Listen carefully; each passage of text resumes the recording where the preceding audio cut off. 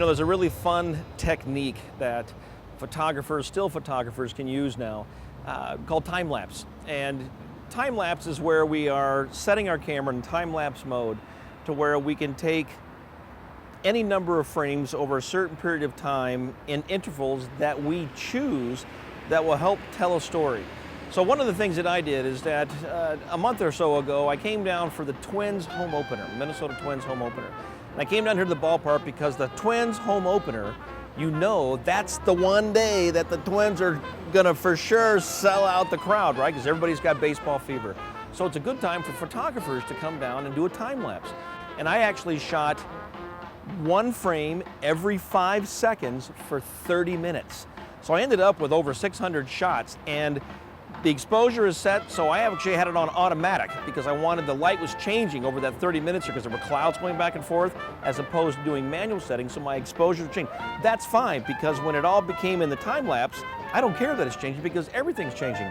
But it was absolutely fantastic because I had all of these people, you know, 50,000 people streaming in, all stopping, and I picked a spot where I knew people were going to stop and congregate at the statue of Kirby Puckett that's behind me.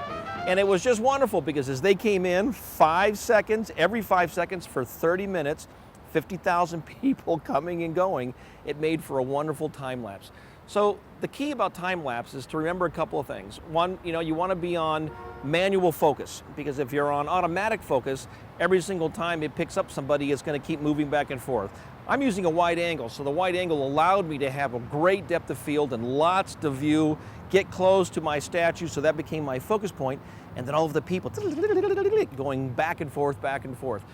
After you have these pictures, 600 whatever pictures, I converted them to low-res JPEGs, because that's a lot of information, 600 shots, and then used QuickTime Pro to put them together, and then you have a number of choices on how fast you want your people moving, how slow you want your people moving, and it puts it all together into a little QuickTime movie for you. It's a wonderful, creative way to be able to go out and take an ordinary scene in stills that is interesting, but in time lapse is better.